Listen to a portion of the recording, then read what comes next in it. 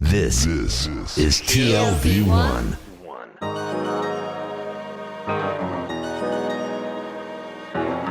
The Tel Aviv Review. Hello and welcome to the Tel Aviv Review, a program dedicated to the word, to the thought and to debate. I'm your host Gilad Halpern, and every week I'll be engaging in close encounters of the intellectual kind with writers, scholars, documentary filmmakers, or simply people who have done something to make our lives a tad more interesting. I am now joined here in the studio by Dr. Eran Shalev from the Department of General History at the University of Haifa, who specializes, among other things, in American history. And we're here to discuss your latest book, Eran. It's called American Zion, the Old Testament as Political Text from the Revolution to the Civil War. It was recently published in English by Yale University Press. Hello, Eran, and welcome to the Tel Aviv Review. Thank you very much. Glad to be here. So in your book, you show how omnipresent was Old Testament biblicism, as you call it, in the political discourse in the early American Republic.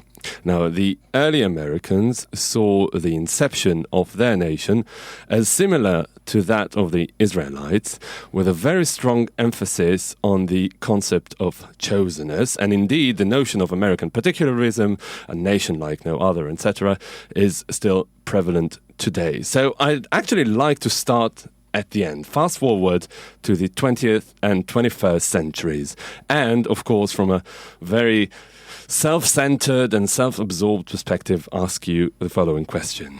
Is this the root of the special relationship between the United States and Israel? Are these the ideological underpinnings of the shared values that everybody warns about? Well, I wouldn't say it is the root, but it is definitely among the strains that the relationship special and deep. The Judeo-Christian shared tradition of the United States and Israel are part of a larger net of interests of geopolitics, but it definitely enables and facilitates a very deep and long-term relationship between the nations. Mm-hmm. But there is something special about the United States, and the fact that the biblical imagery and their even personal association with Jewish history, with the history of the Jewish people. It's not just a Judeo-Christian, a general Judeo-Christian question, is it? It's something that has very specific American traits. The phenomenon I'm talking about in my book is basically no longer with us, but it did influence later developments in the American culture.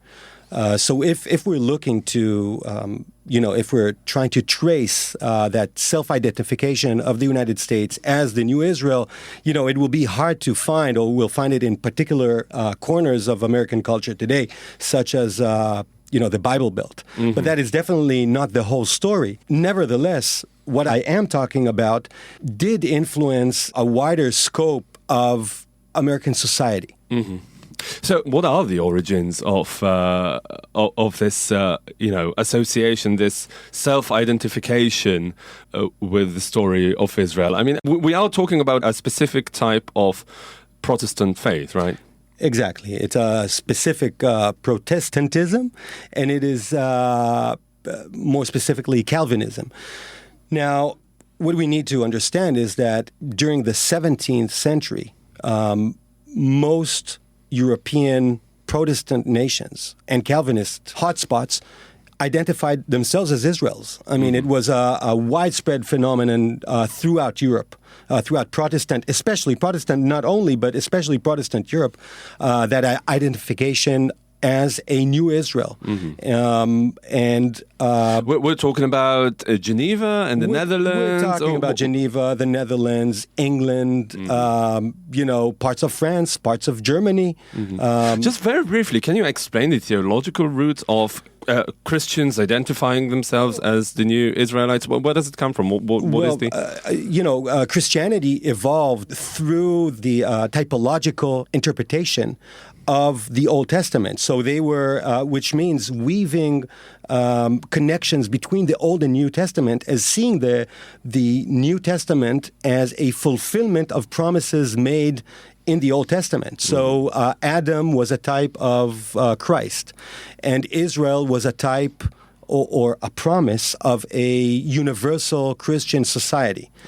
Now, with Protestantism and Calvinism, those kind of readings became much more acute. So now Protestant nations and sects started seeing themselves as Israel's, as themselves as the fulfillment of old biblical promises, and that flourished throughout Europe in the 17th century, which was a very troubled century of religious wars and all kind of turmoils. So this was replicated by the founding fathers, who later on went to establish the United States. The story is more complex than that, but basically, yes. The English Puritans who migrated to North America were probably among the last Europeans who actually saw, had that urgent sense of being a new Israel. They brought it with them to the over the Atlantic Ocean to North America, and saw their holy experiment as an occurrence on a biblical magnitude. They kept that tradition alive, and curiously, when we no longer see any of that anymore in Europe in the 18th century, we still do see that in North America, which was, the colonial outpost of Europe.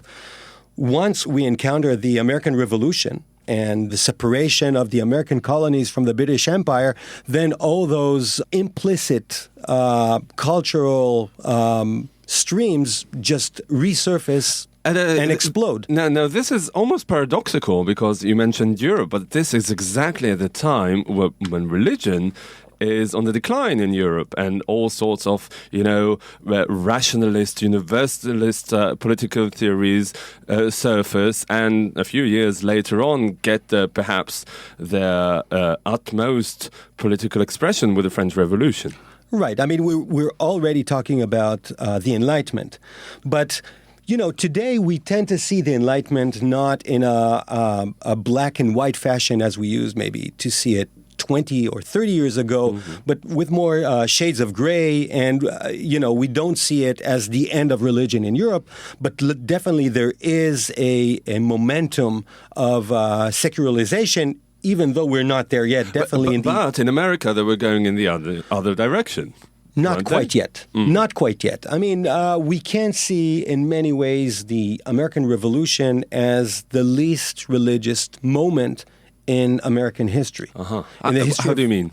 Well, there is New England, which is no longer Puritan, but it's still Calvinist in many ways. But the mid-colonies, or which become the mid-states, and the South are already record low numbers of people going to church, of a number of churches. We hear from all corners Jeremiads that America is becoming an unholy place. So what was the turning point? It started going back up. You explore in your book an 80-year period, more or less. Pretty much. 80, 90 years between the American Revolution and the Civil War. So that is between the 1770s and the 1860s. So that is, almost 90 years. And if you say that in the 1770s was the lowest point of religiosity in America, when and why did it start to regain momentum? Well, we can point that to the early 19th century, to what historians call the Second Great Awakening in America, which is really the moment when American Christianity is formed. American modern Christianity as we know it, evangelical. Before that, we see pretty much a replication of European Christianity, but in the 19th century, from around 1800 to 1830 or 40, we see a transformation in American Christianity from something that is basically European to a new American creation of religion, which is very evangelical and very powerful, much more powerful than European Christianity at the time and ever since. Mm-hmm. And if we go back to the political imagination of the Americans, of the early Americans, that, as you say, was replete with biblical imagery and religious sentiments in the broadest sense. Other than the fact that it happened, how did it take hold in American society again? What were the political, perhaps social, perhaps ideological, theological elements that led to that phenomenon?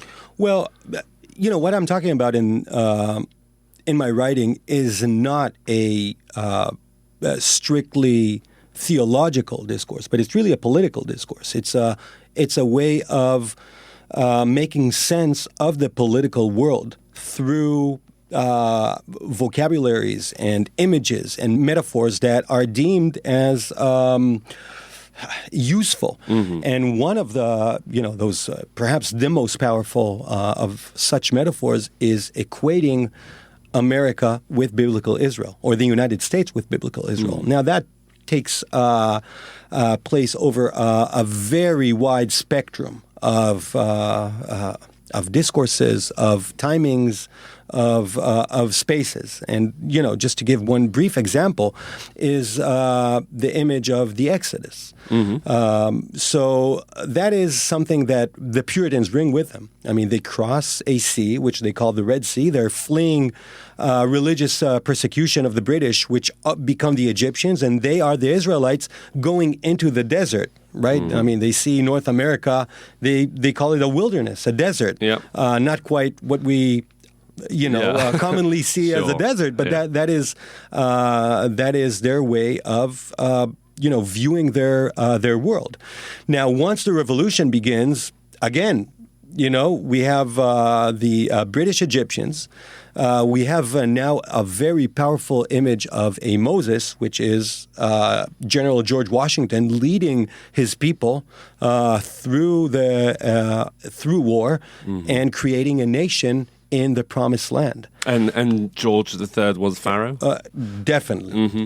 Now, interestingly, Benjamin Franklin proposes a great seal with exactly this image of the Israelites watching the Egyptians drowning in the Red Sea. Now, fortunately or unfortunately, that his image isn't accepted as the Great Seal, but we have just a powerful way of understanding this unprecedented political revolution. I want to focus on the political endeavor, the nation building process, because quite often, and rightfully so, we see that moment in modern history as perhaps the most forward-looking, perhaps the most progressive moment up until then. I mean, the great the values of the American Constitution, etc. So you said earlier that moment of American independence is perhaps the least religious on that historical spectrum. But how did they square these two very radically different streams? One was this almost reactionary adherence to biblicism, and on the other hand, perhaps the most cutting-edge political endeavor in human history until then. Well, for society that is traditionally, rooted in the Bible. I mean, that was by far the most read book in the West, and definitely in America.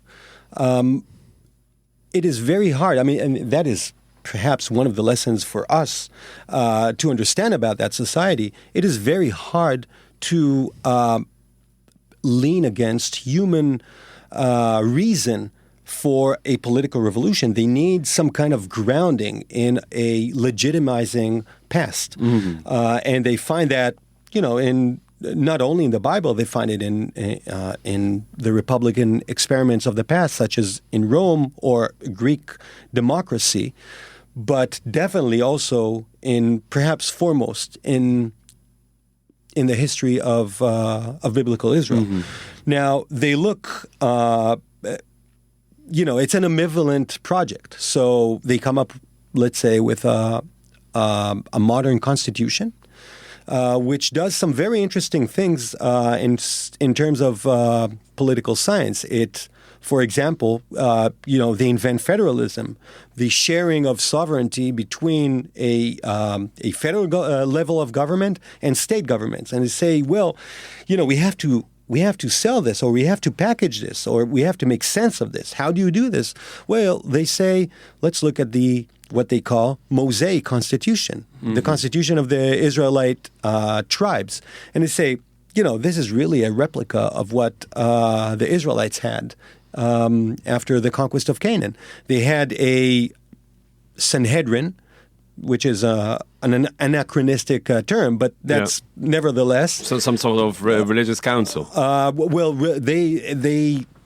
They look at the political aspects of it. They say it was a Congress. They call it a Congress, and they had the tribal governments, which were replicas of that Sanhedrin or federal-like government. They say we're really only modeling our constitution on that. But still, concepts like democracy, the balance of powers, and all that. This is something that comes out of nowhere, doesn't it? They wanted to be many things. They did not want to be a democracy in the late 18th century. That was a bad model to emulate. They were looking at extremities of the Athenian democracy, which was really, they saw it as the mob rule. The early United States was an oligarchic government. They didn't want to be a democracy, so they needed not to look at democracies, but they did look at Republican Rome. But said, even the Romans did not invent those things. Those things are really, liberty, rights. It all comes from the Bible, not from, the pagans. One perhaps unrelated question is, where were the Jews in all this? The Jews were, extremely small minority in colonial and early United States. There were a couple of thousands, maybe 4,000 or 5,000 Jews centered, in big, mostly in the larger urban areas in Philadelphia, New York, Boston. They were not an important segment of early America, and by far, most Americans never laid eyes on a Jew. And none of those Jews actually actively contributed to the state building process, and even to political thought at the time. Well, they were not. There weren't any important national figures among the Jews, but there is a curious story of an early 19th century Jewish diplomat by the name of Mordecai Noah, who was the first ambassador to Tunisia, American ambassador to Tunisia. And he came back, a very colorful personality. And he reads about the suffering of European Jews, and he decides to build a city of refuge in upstate New York. He buys a piece of land in an island just down the stream of the Buffalo River from the Niagara Falls, and he proclaims a new Jewish land in America. Now, this is, a far-fetched idea. It never comes to anything, but the ceremony around it is very interesting and brings a lot of Hebraism into national focus. He talks about, the United States being the new Israel, and he says, well, there's no better place for having the old Israel than the new Israel. And he brings in Indians and says, these are really, their origin is from a migration of Jews to America, which was an idea that floated around, when people tried to understand where the Indians came. But it never got off the ground. Never got off the ground, but it did gain a lot of national attention. clout. One last question, perhaps, because we are running out of time. You said that those political phenomena that you're describing in your book are no longer with us. Where was the point of decline, and was it just a random decision to end your study in the Civil War, or was it really the closing of a chapter in American history? Well, I think it's not a arbitrary point. By the 1850s, there's much less sense of a strong affiliation to biblical Israel, and in the political discourse, we see less and less references to that affiliation. I think there are two big reasons for this decline. One of them is, the same Second Great Awakening, which I've mentioned, does a lot of things to American Christianity. One of them is bringing to the fore the New Testament. If beforehand what was really important in the scriptural corpus was the Old Testament, the Second Great Awakening brings the New Testament, and Jesus and the role of Jesus in personal salvation to the fore. So by definition, the Israelite nation becomes less prominent in American Christianity. The second thing is Would you say, sorry to cut you off, would Sure. you say that the Old Testament was more prominent in this type of Protestant thinking, namely Calvinism, than the New Testament? Oh, definitely. Calvinism has a preference to the Old Testament by far. And Jesus, it's hard for us to understand, to realize this, but Jesus is does not have the same importance as in other Christian denominations. So it's basically the mirror image of Jews for Jesus, in a way. Well, it's a mirror image of evangelical Christianity. Jesus is subordinate to the Godhead in Calvinism. Right. Okay, sorry. So Sure. Go on about this progress in that particular moment in time. But the Second Great Awakening, by definition, that brings the Israelite nation a step back. The second thing is the battle against slavery, which a lot of it revolves around theological discussions. Now, the battle against slavery is very prominent in American society and becomes sectional, basically North against South, after 1830, and becomes more and more important as time goes by until the war, now, which starts in 1861. Now, much of that discussion happens or occurs on theological grounds, and much of that revolves around the question of, did the Israelites have slaves, how they treated the slaves, why didn't they get rid of the slaves, et cetera, et cetera. Now, this erodes a lot of the legitimacy in the North of, copying this model. If they were slave owners like the South, why should we become Egyptians ourselves? So again, the Old and the New Testaments were becoming political tools, which is really not the first and certainly not the last time we've seen that in history. Unfortunately. Yeah. Dr. Eran Shalev from the University of Haifa, author of American Zion, the Old Testament as political text from the Revolution to the Civil War. Thank you very much for coming in today. Thank you, Gilad.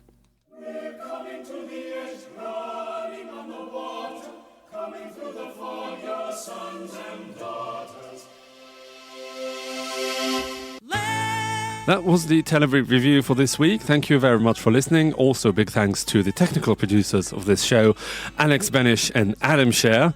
I am Gilad Halpern. Join us again next week for another edition of the Tel Aviv Review. And until then, goodbye.